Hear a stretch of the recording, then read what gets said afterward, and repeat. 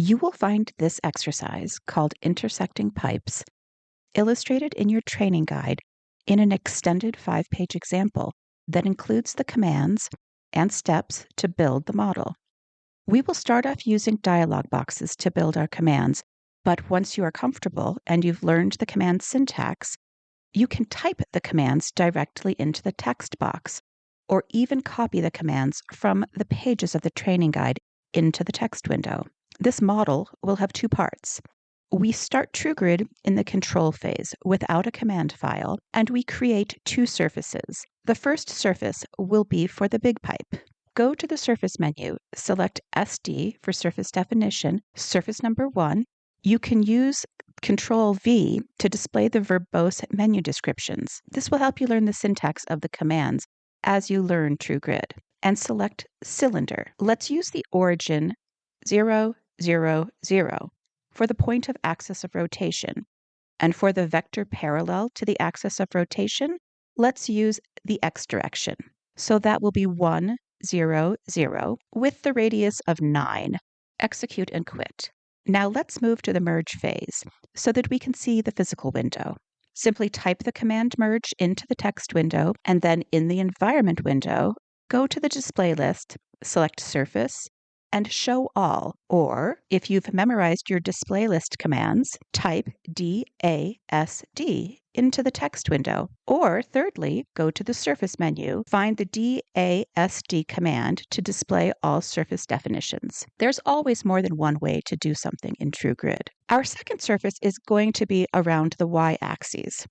This time, we're going to type the surface command directly into the text window, as we can see the previous cylinder command above as a reference to the command syntax. SD for surface number 2, CY for cylinder, and it's going to have the same axis of rotation, 0, 0, 0, but with a vector parallel in the Y direction and a radius of 2.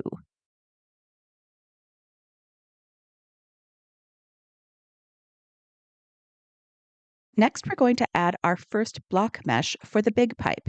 But this time, as I'm sure you've already mastered the block commands, I'm going to cheat and copy the block command directly out of the training guide and into my text window. So here in the I direction, we have 20 elements, and this is going to be the long dimension of our pipe. We know that we're building the topology for a butterfly because we are building a mesh of a cylinder. So we have 3 blocks in the J direction and 3 blocks in the K direction. Each block in the J and K direction will be 8 elements. Then you'll notice that we have a -3 here twice and a +3. This is for the Y coordinates to generate a block with collapsed outer blocks. We'll remove the surfaces now so we can get a better look at the mesh. So here we have our initial 9 blocks, and we delete the 4 corner blocks to form the butterfly topology. Let's select them using the bars in the computational window and delete them. It doesn't look like anything has happened so far in the physical window, except for the 4 lines of magenta representing the areas exposed when we deleted the 4 corner blocks. This is because we have the outer blocks collapsed against the faces of the inner block.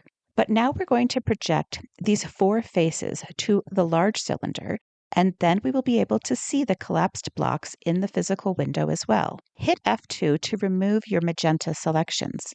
Then select End Faces using the bars in the computational window. We could simply type the SFI or projection command into the text window, but instead, I will return the surfaces to the picture, select the surface with my mouse, and then hit Project. You can see up here in the text window that the SFI command was written for me.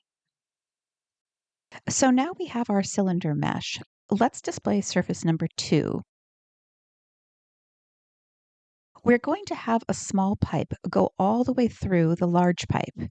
In order to do that, we are going to add partitions that will approximate where the hole is going to be. I want a partition right here. One way to determine how many elements over we insert the new partition is by picking a node and use the coordinate printout in the environment window.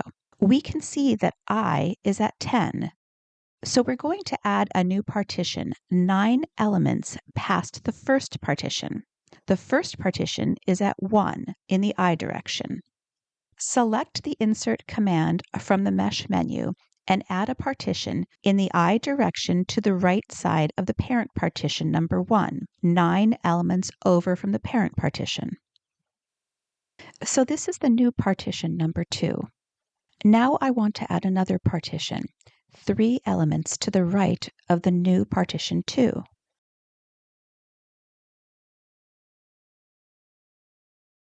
So now I have my 2 new partitions in the I direction. Now we have to look at it from the K direction. We need a partition here and a second partition here. So I'm going to start at K2 and go 3 elements to the right of partition 2. If you rotate it, you can see that the partition is in the correct location. Now we will add our last partition, 2 elements to the right of partition 3 in the K direction. And now we have all the partitions we need. Now we could have started off this mesh this way, meaning with this many partitions, but then we would have to come up with the coordinates. Instead, we just let TrueGrid find the coordinates based upon the initial positions. And now we are going to choose the middle block to be deleted. It's the center block that goes all the way through in the Y direction. In the computational window, we are going to use the index bars to select the solid. On the index bars, select the middle bar in K and the middle bar in I. Let's display surface definition number 2 and make sure that we have the correct block selected. It's the correct block, so let's click Delete. The magenta shows the newly exposed faces after we deleted our blocks. Now we want to project the areas highlighted onto the cylinder. We don't need to project the entire length in the I direction. We only need to project those edges around the opening. We're not forcing the cylinder shape all the way through the large pipe. We don't care so much what it looks like in the middle as long as the elements are decently shaped. Select surface 2 and project. Let's remove surface 2 so we can see the shape of the hole. If we were going to use this for analysis, I would add more elements now. You can see that the hole is not round all the way through. Let's look at what that shape is. I'm going to select the region that we had deleted in the computational window, and then select Region and Show Only in the Environment window. So this is what the hole looks like when we only projected the opening of the hole to surface number 2. It's also due to the placement of the partitions. We are going to build block boundary interfaces using all 4 faces of this hole. We are defining the block boundaries inside of the hole that runs through the large pipe. Later, we're going to attach the faces of the smaller pipe to these same block boundaries. This way, our 2 mesh parts will fit together perfectly without a gap. In this example, we're going to type the block boundary command into the text box in TrueGrid. If you are not familiar with the block boundary command syntax, please watch our video called Boundaries and Transitions. If you wish, you can find the block boundary command in the interface menu, and you can use the dialog box to build your command. To select the face, we are going to highlight along the top edge, and then use the index bars to select the faces that run all the way through the large pipe. Highlight the middle segment of I and the disk at K3. In the text box, type the block boundary command BB, and then F1 to insert your selected region, and then the number of the block boundary sequence, incrementing in integers as you add more block boundaries. Now we are going to speed this up and add the other 3 block boundaries following the same process. Now we're going to fill in this hole with our second pipe.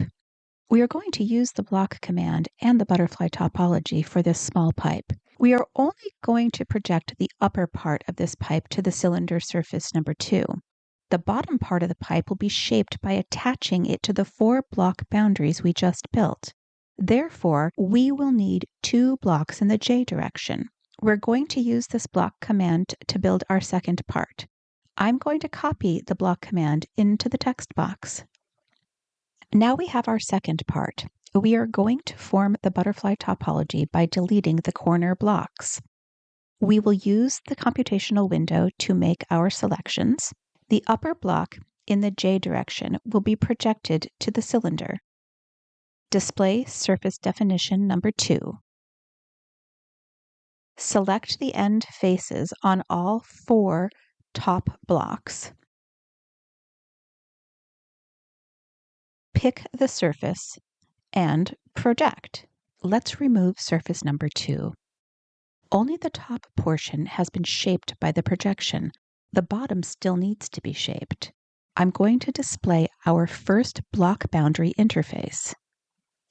You can see in the physical window which face should be attached to this block boundary. Let's select that face, then pick the block boundary interface and click on Attach. Now we will speed this up and repeat that same process for the other 3 sides of the pipe.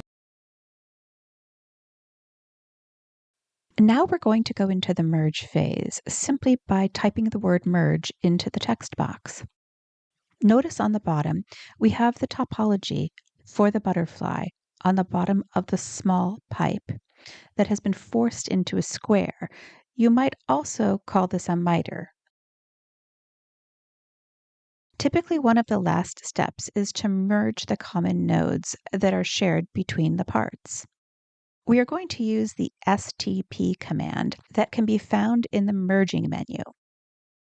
Let's use the dialog box this time. This command only merges nodes if they are on the outer surfaces, and it prints a table of all of the merging that takes place. I'm going to use a very small tolerance. Here you see it's printed a table telling us what has been merged. For example, it shows that 672 nodes were merged within Part 1, and 300 nodes were merged between Parts 1 and 2. We could count them ourselves to see if the merging was done properly. Let's only show Part 1 for the moment. There is a command in TrueGrid to label the merged nodes.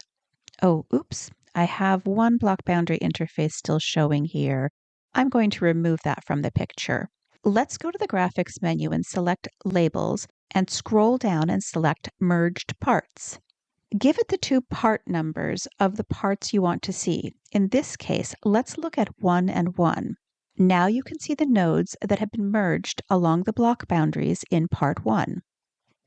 It's hard to actually read these labels, but you can zoom in to see the pattern. Now let's label the merged nodes between Part 1 and Part 2. Sure enough, the nodes on the inside of the hole of Part 1 are glued to the nodes on the outside of Part 2. You can look at it graphically here, or you can look at the table to determine if it is correct. Another way is to look for what we call free faces. A free face is when a node is not connected between 2 faces that otherwise have their nodes merged. I prefer to be in fill mode when I look for free faces.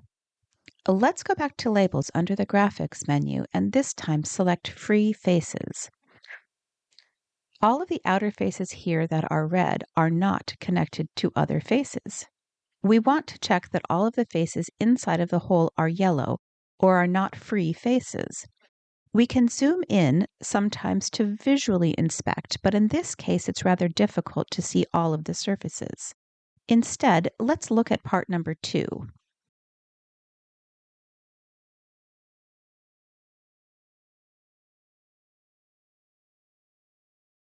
Yes, we have exactly what our goal was. There are no free faces on part 2 in the section that intersects part 1. Both ends are showing as free, as one would expect.